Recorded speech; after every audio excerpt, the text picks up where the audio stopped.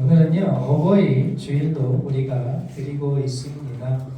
하나님께서 우리에게 십계명을 허락하셨을 때 제5계명 인간에게 주시는 첫 번째 계명은 부모님을 공경하라 였습니다. 주님 안에서 순종하며 공경해야 하는 것, 그것을 하나님께서 우리에게 가장 먼저 허락하셨습니다. 그러므로 우리가 부모님을 공경하는 것 당연한 것이지만 우리가 당연하지 못하게 하는 부분들, 그것을 이제 다시 한번 우리가 행하기를 소망합니다. 참 부모님을 사랑한다라고 말하는 게 쉽지 않은 것 같습니다. 나이가 들수록 그걸 꼭 말을 해야 하나 그런 느낌이 좀 있더라고요. 그럼에도 불구하고 우리는 다시 한번 그 사랑한다 고백하시고 부모님을 존경하고 또 공경하실 수 있는 저 어린이에게 주의 이름으로 축복합니다. 오늘은요 단순히 부모님을 공경하라 라는 부분으로 말씀을 드리기보다는 부모된 입장으로서 자녀를 어떻게 키워야 하는가 그 부분으로 오늘 말씀을 살펴보려고 합니다. 어머니들이 한 번쯤 어린 아이들에게 하는 질문이 있습니다. 엄마가 좋아? 아빠가 좋아? 이런 질문 안 해보신 분은 어머니가 아닌 것 같아요, 사실은. 엄마가 좋아? 아빠가 좋아? 엄마가 바라는 대답은 뭔가요? 둘 다 좋다고 그러면 안 되나요? 자녀가 눈치를 보면서 둘 다 좋아 라고 얘기하면 그래도 어머니는 포기하지 않습니다. 그래, 둘 다 좋은 게 맞아. 근데 그래도 좀 더 좋은 사람이 있다면 너는 엄마가 좋아? 아빠가 좋아? 그래서 자녀가 대답을 잘 못하죠. 별로 마음에 안 드는 거죠. 그래서 이제 타겟을 바꿔서 남편에게 이야기합니다. 만약에 나랑 자녀가 바다에 빠지면 누굴 먼저 구할 거야? 참 어려운 대답이에요. 과연 누구를 먼저 구해야 되는가? 그래서 내가 당연히 당신을 먼저 구해야지 그러면 저 어린 자녀를 죽게 내버려 둘 거냐고 그렇게 대답을 할 겁니다.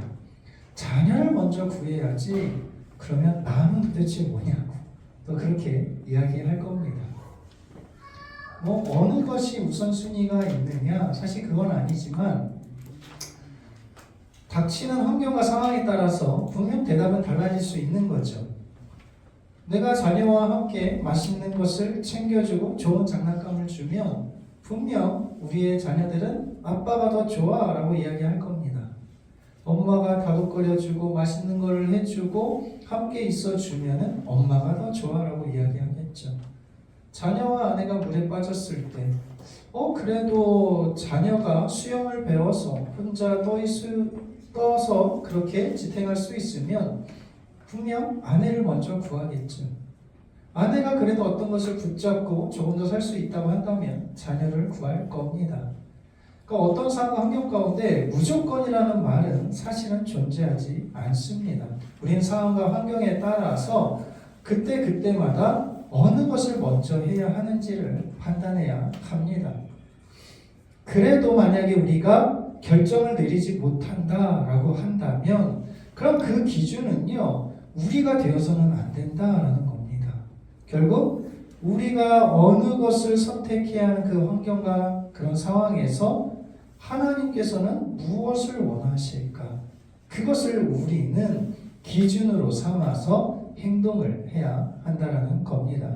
오늘 본문 말씀은요, 이 이삭이 이제 죽기 직전에 늙어서 자기 아들 에서를 축복하는 것을 볼 수 있습니다. 그런데 하나님이 주신 기준으로 그 축복하는 것이 아니라 이삭은 이삭대로 자기의 기준과 경험을 가지고 아내 리브가는 또 그 리브가의 경험과 기준을 가지고 서로 다른 아들들을 축복하고 있다라는 겁니다. 오늘 말씀을 통해서 우리의 기준이 아니라 하나님이 원하시는 기준을 가지고 우리가 자녀들을 그렇게 양육하고 또 돌보기를 소망합니다. 하나님께서는 분명 그것을 기뻐하실 것이라 믿습니다. 본문에요, 이 나이가 많아서 이삭이 큰 아들 에서를 불러서 너가 사냥을 해서 너가 잡은 고기를 내가 먹고 너를 마음껏 축복하게 해줘라. 그렇게 이야기를 합니다.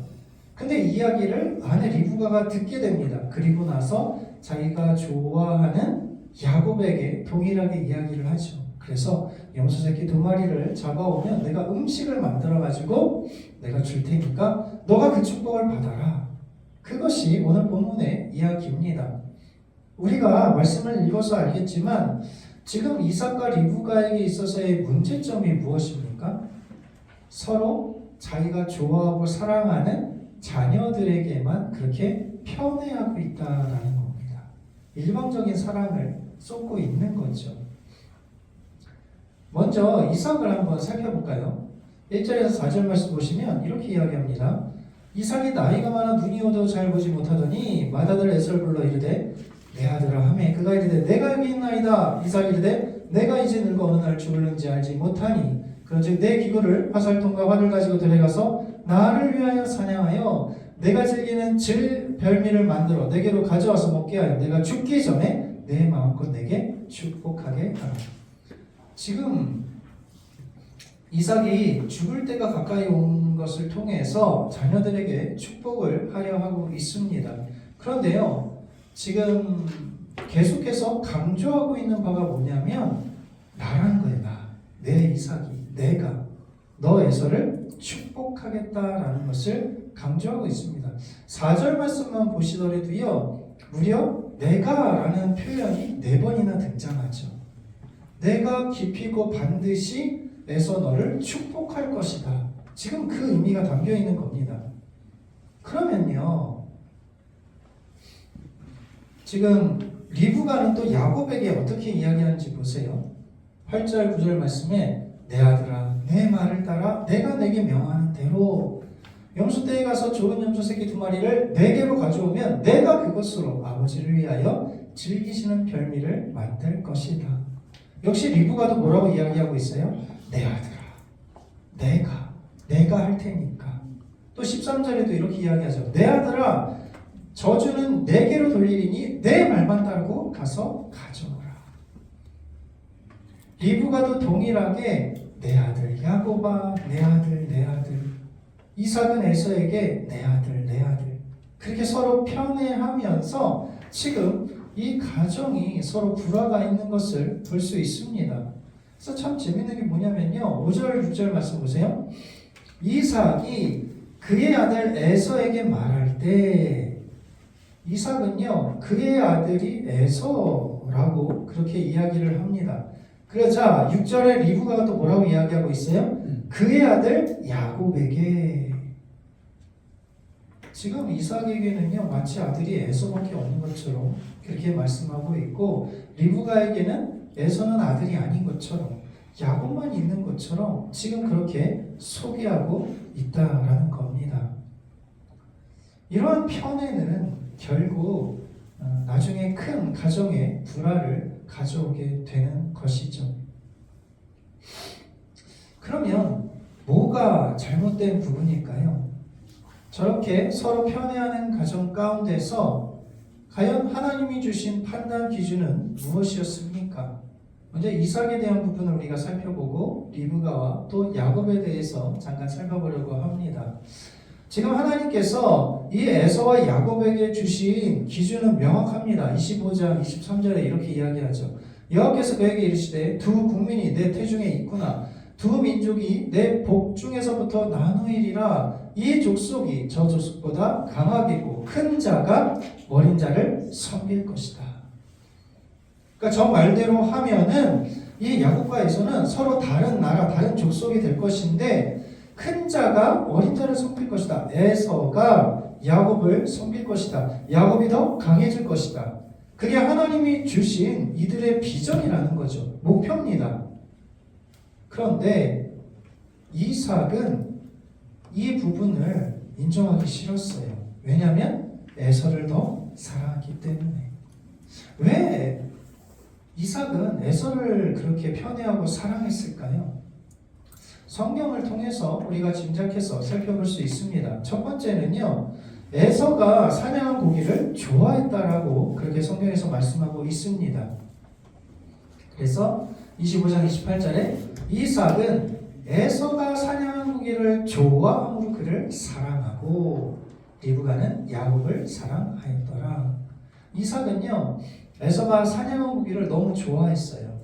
그래서 그를 사랑했다라고 고백하고 있습니다. 두 번째는요, 우리가 짐작할 수 있는 부분이 무엇이냐면 야곱은요, 차남이었죠. 이삭도 차남이었습니다. 그런데 지금 이삭은요, 엄연히 엄마인 사라에게서 정통적으로 낳았지만 분명히 형인 이스마엘이 있었죠. 그러니까 어떻게 보면 이스마엘이 축복을 받아야 하는데 차남인 자기가 지금 축복을 받는다는 거죠. 그러니까 장남에게 주는 그 축복에 대한 어떤 가족의 정체성, 정통성이 좀 이루어지길 바라는 마음이 있었습니다. 비록 나는 차남으로서 그러한 복을 받았지만 내 아들에게는 첫째가 물려주는 그런 가정의 정통성을 좀 확보해야 되겠다.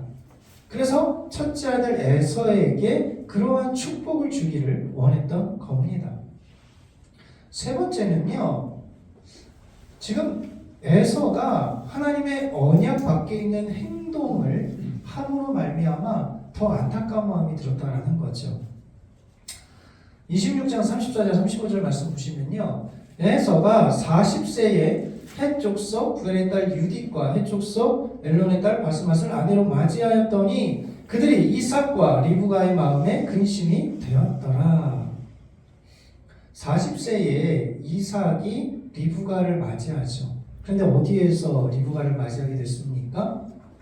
그 고향 밧단 아람, 그 하란 지역에서 지금 아브라함이 종을 통해서 그 먼 곳에 가서 리브가를 데리고 오죠. 왜요? 하나님의 약속을 붙잡고 우리 이방 민족과 결혼하면 안 되겠다. 그래서 자기의 친족 가운데 결국 이삭이 결혼하게 되는데 그게 바로 리브가죠. 그런데 지금 에서는 어떻게 하고 있어요? 동일한 40세가 됐는데 헷 족속의 딸 유딕과 바스맛을 아내로 맞아들였다. 가나안 족속 이방 민족에게서 아내를 맞이했다라는 거예요. 그게 이삭과 리브가의 마음에 근심이 된 겁니다. 그러니까 어떻게 해요? 더 안타까운 거죠. 이삭은 에서를 더 축복하고 싶은데 장자로서, 근데 스스로 지금 가나안 땅 이방 여인을 아내로 맞이했다라는 겁니다. 그래서 더 근심과 걱정이 되었다라고 할 수 있는 거죠. 그래서 결국에는 에서에게 엄청난 축복을 해주기를 원했어요. 그래서 야곱에게 한 축복을 한번 보십시오. 모든 축복을 다 물려주고 나니까 이삭에게 정작 줄 축복이 없었다라는 거예요. 27장 39절 40절 말씀 보시면요, 이렇게 이야기합니다. 지금 이삭에게 축복을 하는 거예요. 뭐라고 이야기합니까? 내 주소는 땅의 기름짐에서 멀고 내리는 하늘 이슬에서 멀 것이며 칼을 믿고 생활하겠고 내 아우를 섬길 것이며 매임을 벗을 때 명예를 내 목에서 떨쳐버리리라. 야곱에게요, 모든 축복할 수 있는 많은 축복들을 다 줬어요. 그리고 나니까 정작 에서에게 줄 축복이 남아있지 않은 거예요. 그래서 에서가 나에게도 축복하소서 막 얘기했더니 지금 이삭이 에서에게 축복하는 거예요. 너는 땅의 기름짐에서 멀 거야. 풍년이 아니라 흉년 가운데 살 거야. 하늘 이슬에서 멀 거야. 너 농사 지으면 멀어질 거야. 너는 칼을 믿고 생활할 거야. 너 아우를 섬기게 될 거야. 그러나 네가 열심히 그렇게 살아서 매임을 벗을 때, 아우를 섬기는 것에서 벗어날 때 비로소 그 멍에가 벗어질 거야. 그러니까 열심히 한번 살아봐. 또 야곱에게서 가능한 떨어져서 좀 살아. 이게 지금 축복이라는 거예요. 지금 이삭에게 뭐가 문제입니까? 보통 아버지가 죽기 전에 자녀들을 축복할 때는요, 모든 자녀를 다 불러 모읍니다. 그래서 축복을 하게 되는 거죠. 그런데 이삭은 그렇게 하지 않았어요. 에서만을 조용히 불렀죠.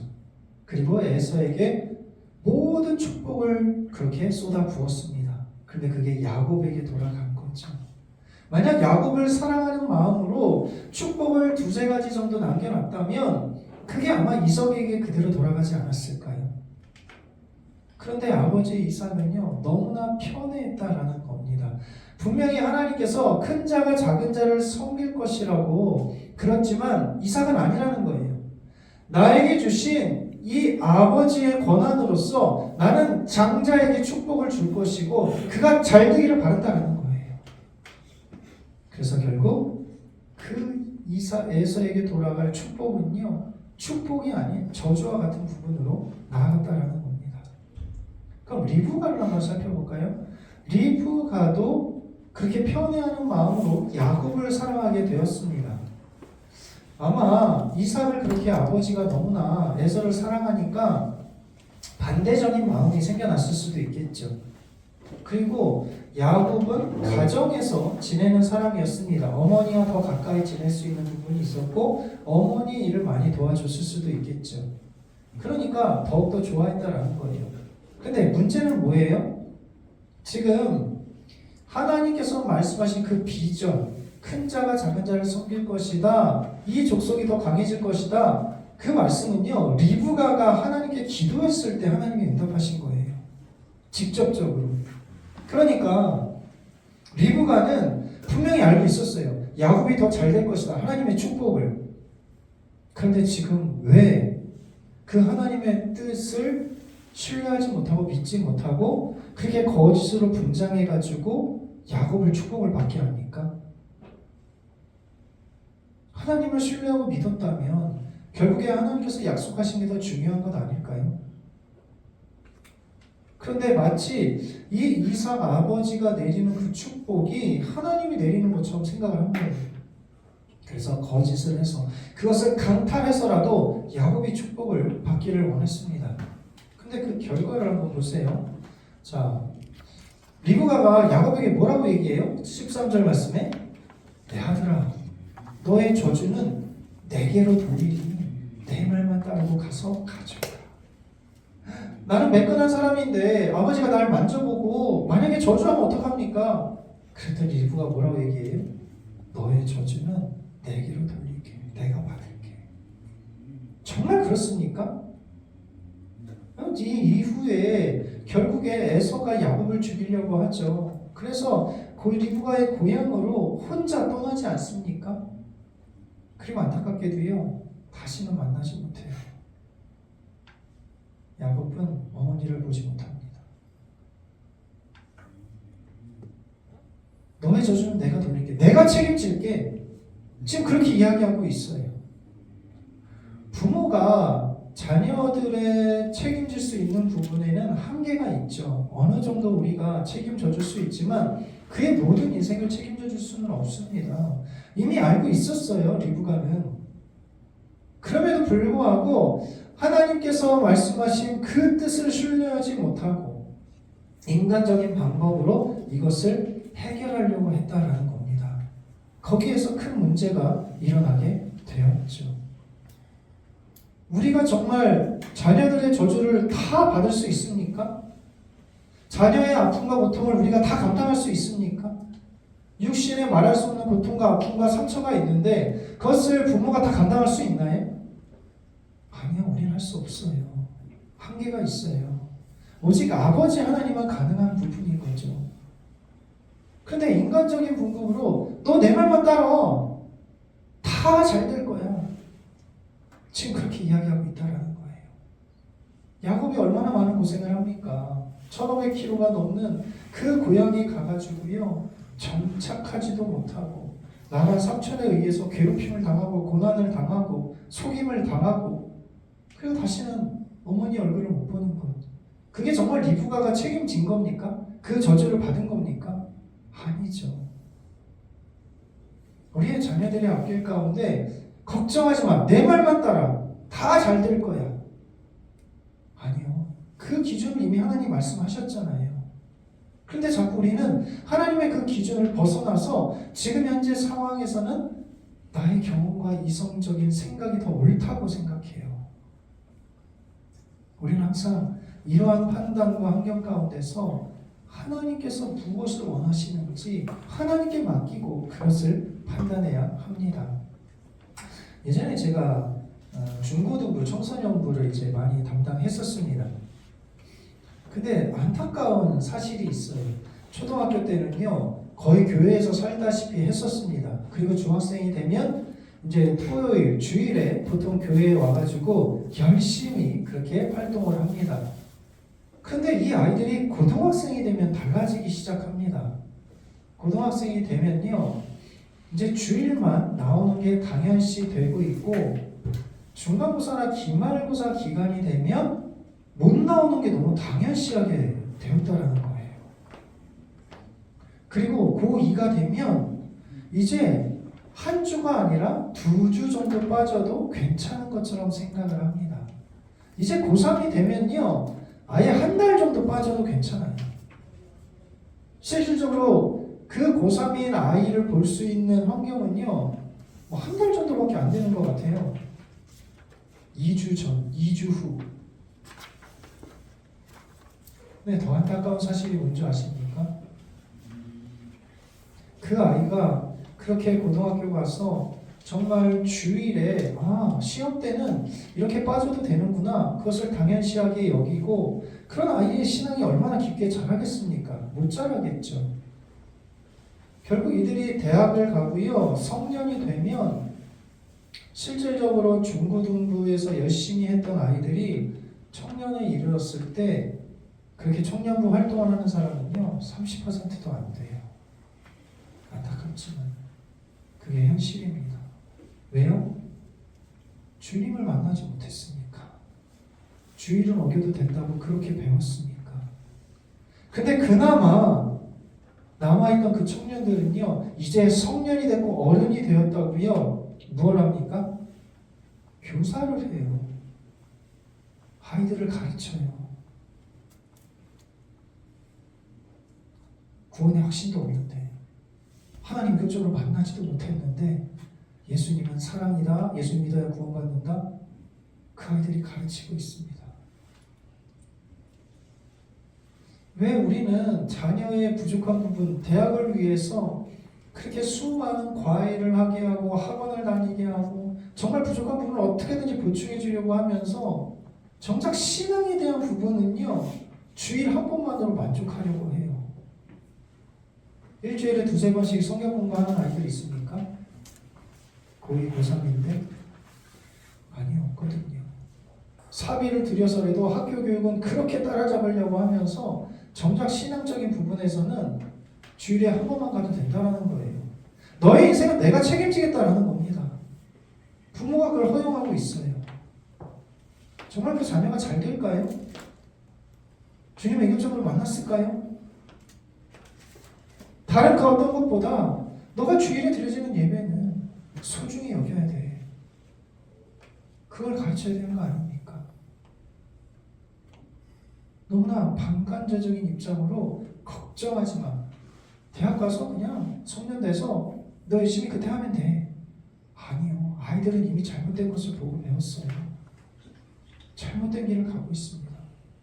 그 힘들고 어려울 때 하나님을 의지하는 법을 그들이 배워야 되는 것이고, 인격적인 만남으로 하나님이 나의 도움이시구나, 주님 없이는 할 수 없구나라는 것을 깨달아야 되는데, 나에게 중요한 학업의 일이 있고 중간고사, 기말고사가 있으면 안 가도 된다는 거예요.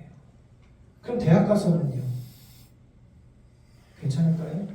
저 이번 주 중간고사라 저 못 가요. 그렇게 나오지 않을까요? 사랑하는 성도 여러분, 우리가 무엇을 과연 자녀들을 위해서 그렇게 주시려 하고 있습니까? 무엇이 가장 잘 되는 길입니까? 그것을 고민하시고 나의 이성, 나의 방법이 아닌 하나님이 원하시는 뜻대로 하나님께 맡기고 그렇게 우리 아이들을 키우시기를 간절히 소망합니다. 그럼 야곱은 어떤가요? 야곱도 분명히 부모님에게 이런 얘기를 못 들었을까요? 리브가에게 이런 얘기를 못 들었을까요? 심지어 장자권을 팥죽 한 그릇을 받았잖아요. 근데 여전히 불안한 거예요, 야곱도. 왜요? 아버지 이삭이 모든 축복을 편애하기 때문에 형 에서에게 줄 거라는 거를 야곱도 불안해하고 있었어요. 그러니까 지금 어머니한테 무엇을 얘기하고 있는 거예요? 어머니, 그건 옳지 않습니다. 하나님께서 말씀하신 대로 그냥 마음껏 축복하게 내버려 두세요. 하나님이 그렇게 하실 겁니다. 그게 아닌 거예요. 들키면 어떡하죠? 나 매끄러운데. 야곱도 불안한 거예요. 두려운 거죠. 야곱이 언제 완전해집니까? 결국 도망갈 때 하나님을 만나죠. 베델에서 야곱이 자매기어 이르되 여호와께서 과연 여기 계시거늘 내가 알지 못하였도다. 두렵도다. 이곳이요 하나님의 집이요 하늘의 문이로다. 하나님이 이곳에 계시는데 내가 알지 못했구나. 내가 그 축복을 계속해서 가로차려 했고 인간의 노력으로 그것을 감당하려 했구나. 돌아올 때 야곱이 뭐라고 고백합니까? 32장 10절에 주께서 주의 종에게 베푸신 모든 은총과 진실하심을 조금도 감당할 수 없사오나 내가 내 지팡이만 가지고 요단을 건넜더니 지금은 두 때나 이뤘나이다. 아, 하나님이 나와 함께 하셔서 나에게 빈손으로 갔는데 이렇게 많은 축복을 주셨군요. 그걸 지금 고백하고 있는 겁니다. 부모의 판단, 그러한 이성적인 것으로 때로는 자기가 그것을 어떻게든 인간적인 노력으로 강탈하려고 했었는데 결국 하나님께서 원하신 대로 이루셨구나라는 거예요. 우리가 자녀를 키울 때 가장 조심해야 될, 경계해야 될 부분이 뭔지 아십니까? 우리는 하나님이 우리의 자녀들을 축복해 줄 거를 분명히 알아요. 자녀들이 미래가 하나님께서 책임져 주실 걸 너무나 잘 알아요. 근데 기다리지 못해요. 하나님의 때까지. 그 자녀가 하나님께 귀하게 쓰임받기 위해서는 때로는 힘들고 어려운 환경을, 때로는 정말 주님의 시험을 이겨야 되는데 아이에게 조금만 시험이 찾아오면 하나님 시험 없애주세요. 평탄한 길 주세요. 행복한 길 주세요. 넓은 길 주세요. 무조건 한 번에 다 합격하고 성공하게 해주세요. 그게 부모의 기도 아닙니까? 하나님이 정말 이 아이가 잘 된다는 것을 우리가 믿고 신뢰하고 하나님께 맡기면, 여러분 그 고난이 필연적인 것이라면 하나님 이 고난을 감당할 수 있게 하시고 이기게 해주십시오. 그게 우리 부모의 기도가 되어야 되는데 아닌 거예요. 우리가 막 앞당기려고 해요. 빨리빨리 좀 주시고 실패는 다 건너가고 그냥 무조건 탄탄대로 잘 되길 바라는 거죠. 고생이라는 것은 단 한 번도 하지 않고 차라리 그 고생은 부모인 나에게 주십시오. 이게 부모의 심정 아닙니까? 오늘 자녀들에게 있어서 하나님께서 정말 원하시는 바가 그것을 견디고 이겨냈을 때 마침내 그 아이가 하나님 원하시는 대로 사용하실 것인데 우리는 그것을 맡기지 못해요. 그 가운데 고통받고 있는 자녀들에게 부모들은 하나님께 원망하죠. 왜 이런 고통을 주십니까? 내가 주를 위해 얼마나 헌신하고 수고했는데. 그게 아니라 그 고통을 견디고 이겨야 아이에게 믿음이 생기고 인격적인 만남이 이루어지고 우리의 기성세대의 믿음이 자녀들이 이어질 것을 우리가 기대하고 믿는다면 기도를 해야죠. 하나님, 이 고통과 고난이 정말 하나님께서 원하시는 부분이라면 감당할 수 있게 해주세요. 하나님의 교조로 만나게 해주세요. 그게 우리의 기도가 되어야 된다는 겁니다. 나의 이성적인 것을 내려놓고 여러분 믿음으로 하나님께 맡기십시오. 자신이 없습니까? 하나님 우리 아이들의 미래를 책임져 줄 거라고 정말 불안하십니까? 내가 불안하고 내가 확신 가운데 거하지 못하는데 우리의 자녀들 보고 하나님 절대적으로 믿고 살아가라고 얘기할 수 있습니까? 아니요. 야, 나는 아직 의심하고 있어. 하나님이 나에게 많은 기회를 주시지 않은 것 같은데 너는 때가 되면은 너 좋은 선택을 하고 네가 알아서 잘해봐. 내가 많이 후회하고 있어. 여러분 그걸 보여주려고 하십니까? 아니죠. 정말 자녀가 봤을 때 부모님 저렇게까지 미련하게 신앙생활을 해야 하는가? 저렇게 주의를 지켜야 되는가? 근데 그 가운데 결국에 하나님이 우리 자녀들을 만나주시고 하나님 살아계심을 경험하게 되면요 부모의 믿음은 자동적으로 나오게 돼 있어요. 하나님을 만나면 우리의 자녀들은요 교회 나가지 마! 라고 해도요 나옵니다. 왜 자꾸 우리적인 이성적인 것과 경험을 가지고 자녀들의 미래를 다 내가 책임져 줄 수 있을 것이라고 생각하십니까? 하나님께서 원하시는 뜻이 무엇인지 하나님께 맡기고 하나님께서 원하시는 뜻대로 우리의 자녀들 사용해 달라고. 그로 인해 고난과 어려움이 필연적인 것이라면 그것을 허락하시고 감당하게 해달라고. 여러분 그렇게 기도해야 되는 건 아닙니까? 말씀을 정리하도록 하겠습니다. 이솝우화에 황금알을 낳는 거위 동화가 있습니다. 잘 아시는 이야기죠. 거위가 매일 황금알을 하나씩 낳는 거예요. 그러니까 이 농부가 그 황금알을 하나씩 매일매일 시장에 가다 팔아가지고 점점 부자가 됐습니다. 그런데 되게 더디게 좀 이렇게 부자가 되는 것 같은 거예요. 그래서 농부가 무엇을 생각했냐면 저 거위의 배를 가르면 저 안에 엄청나게 많은 알들이 있겠구나. 그래서 그 욕심을 내가지고 배를 가르죠. 그 속에는 아무것도 없었습니다. 거위도 결국 죽게 되었습니다. 오늘 우리가 그렇게 조급해하지 않습니까?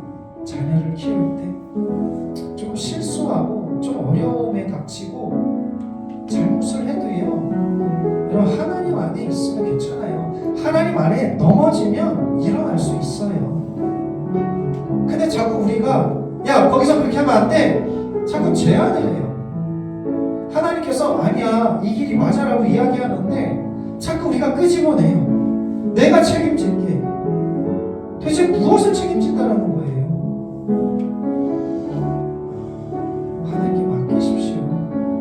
하나님을 신뢰하면 정말 그것을 감당해야 된다면 여러분 감당할 수 있도록 응원하십시오.